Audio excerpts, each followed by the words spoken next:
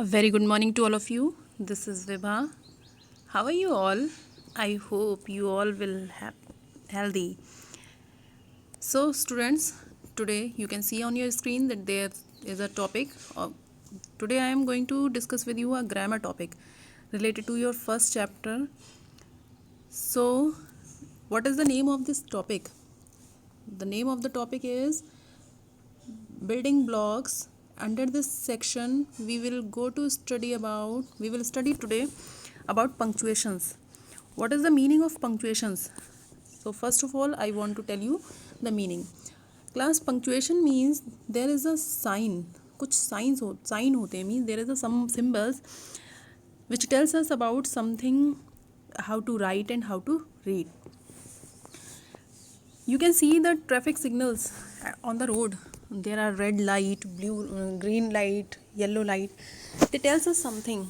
Just like in the English grammar, we denote the punctuation marks through some science. Means हम वहाँ पर कुछ sign हैं जिनसे हम डिनोशन देते हैं कि this statement what you are saying, what you are writing is correct or incorrect, or what is your manner. You are asking a question, you want to stop the sentence, you want to take a pause, or you are enjoying anything. Means such type of feelings, such type of statements are denoted through the punctuation marks.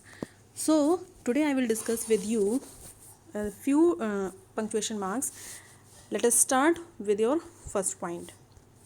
The first one is capital letter. Here you can see all sentences start with capital letter.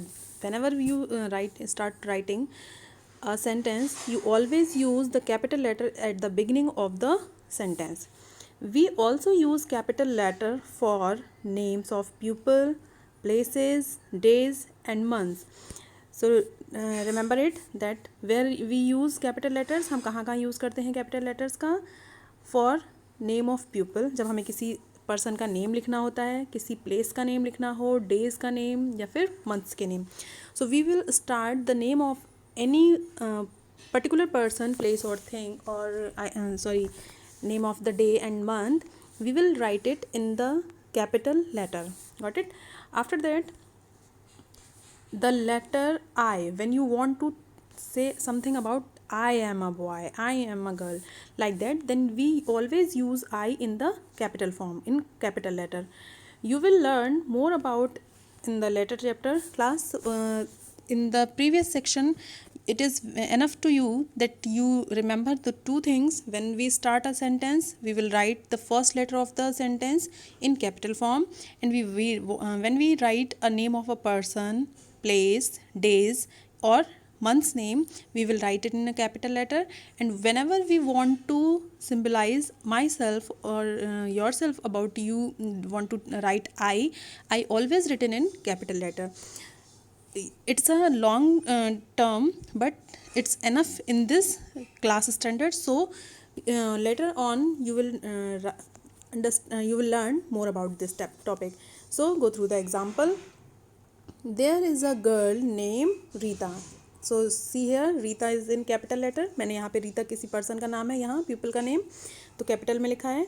After that see, she loved cats, वो cats को प्यार करती है. She has 6 cats.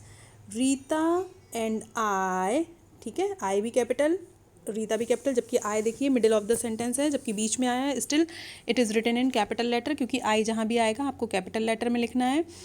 ठीक है, किसी भी व्यक्ति का नेम अगर स्टार्टिंग में आया है तो भी कैपिटल में, एंड में आया है तो भी कैपिटल में ही लिखते हैं. प्रॉपर नाउन जो मैंने नाउन वाले सेक्शन में हम सीखेंगे, किसी भी पर्टिकुलर पर्सन का नेम हो, प्लेस का नेम हो, तो वो हमेशा हमें कैपिटल में लिखना है. What it.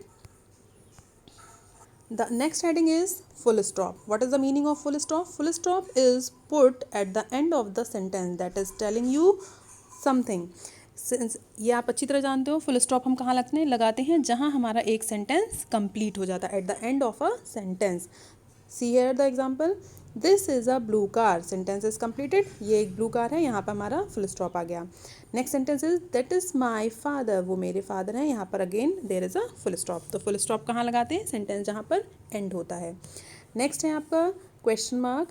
Question mark is put at the end of a sentence that is asking something. Question mark हम कहाँ लगाते हैं? When we ask a question. जब आप किसी से कोई क्वेश्चन, सिंपल सेंटेंस होगा तो then we will put the full stop at the end of the sentence. But if there is a question, you are asking to something, someone, or about something, then you will put the question mark at the end of the sentence. What is the example? What is your name? Here I am asking your name ना, मैं आपसे question पूछ रही हूँ, आपका name क्या है? Then I have put the sign of question mark. ये होता है क्वेश्चन मार्क का साइन, ये होता है फुल स्टॉप. ठीक है, इस तरीके से. Then how was your day? कैसे तुम्हारा दिन आज कैसा रहा? तो यहाँ पे देखो आप, फिर से मैंने क्वेश्चन मार्क लगा हुआ है. When we ask the question we will put the sign of punctuation, that is question mark. ये जितने भी साइन आ रहे हैं, ये फुल स्टॉप, क्वेश्चन मार्क, इनको हम क्या बोलते हैं? Punctuation marks. Got it? Remember the heading. क्या बोलते हैं हम इन सारे साइन को जो भी हम साइन यूज़ कर रहे हैं, they are comes in the category of punctuation marks. Got it? After that, what is the exclamation mark? It is put at the end of the sentence that is telling us something exciting or urgent. It is the most important part, so see it carefully. When you are very excited, जब आप किसी चीज़ को देख के बहुत खुश हो जाओ अचानक से, या फिर आप बहुत सैड हो जाओ, या फिर आपको वो चीज़ देख के बहुत अच्छा महसूस हो, feel good, then we use the sign of exclamation. It is a sign of exclamation. ये देखो आपके एंड में लगा हुआ है, straight line and then a dot under it. ये होता है आपका exclamation sign. To express your feelings, your sudden feelings, excitement, urgent things. ठीक है, सपोज हेल्प हेल्प, यहाँ पे अर्जेंट आ गया ना कि हमें हेल्प चाहिए, हम कहीं परेशान हैं, डूब रहे हैं, तो हमने क्या बोला? Help help. फिर अगेन अटेंशन, जब आपसे बोला जाता मीन्स आपको एक्साइटमेंट या अर्जेंट है, वहाँ पे आपको सावधान ही रहना है. हरी, जब आपसे कोई जल्दी है तो मैम बोलती हैं हरी अप मीन्स एक्साइटेड.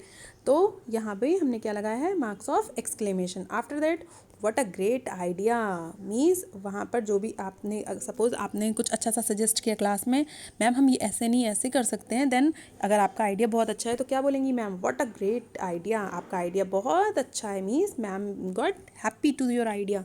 तो जब कभी भी हम कहीं अचानक से सडन फीलिंग्स होती हैं, चाहे हैप्पीनेस हो, खुशी, आपकी सैडनेस हो, एक्साइटमेंट हो, जब आप suppose you won the match, आप जीत गए, तो आप क्या बोलते हैं? Hurrah we won the match, means that is the sign of excitement और means your happiness.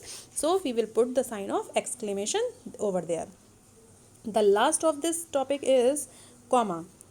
Comma is used for a small break in a sentence or to separate words of same kind. Comma हम कहाँ कहाँ use करते हैं? जब हमें किसी एक लॉन्ग सेंटेंस को स्मॉल ब्रेक यानी कि एक छोटा सा ब्रेक यानी कि पॉज देना हो, या फिर हमें सेम काइंड के वर्ड्स हों, उनको सेपरेट मीन्स अलग अलग करना हो. जैसे हमें बोलना है I have 3 pencils, 1 red, green, blue. ठीक है, तो हम क्या कर रहे हैं? एक ही तरीके की चीज़ है ना, कलर्स के नेम बता रहे हैं. तो सेम काइंड थिंग्स जब हमारे पास होती हैं, we put the comma among them. हम उनके बीच में क्या लगा देते हैं? Commas. See the example.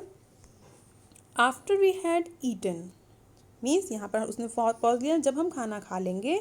We took a nap, तो हम थोड़ी एक हल्की सी नींद लेंगे, मीन्स यहाँ पर एक पॉज दिया उन्होंने, कॉमा लगा दिया कि पहले हम खाना खाएंगे. Got it? फिर एक हल्का सा पॉज, उसके बाद उन्होंने बोला then we took a nap, उसके बाद हम हल्की सी नींद लेंगे. तो यहाँ पे सेंटेंस को थोड़ा सा पॉज देना था, तो क्या लगा दिया? Comma. After that the second thing, there were bananas, apples, pear and grapes. देखा आपने, यहाँ पे क्या है? फ्रूट्स नेम है, बनाना, एप्पल्स, पियर, ग्रेप्स. तो क्या क्या उन्होंने सब, जब सेम काइंड थिंग्स होती हैं तो वो क्या करते हैं? कॉमाज पुट कर देते हैं एंड में. So class, I hope you will get the topic very well.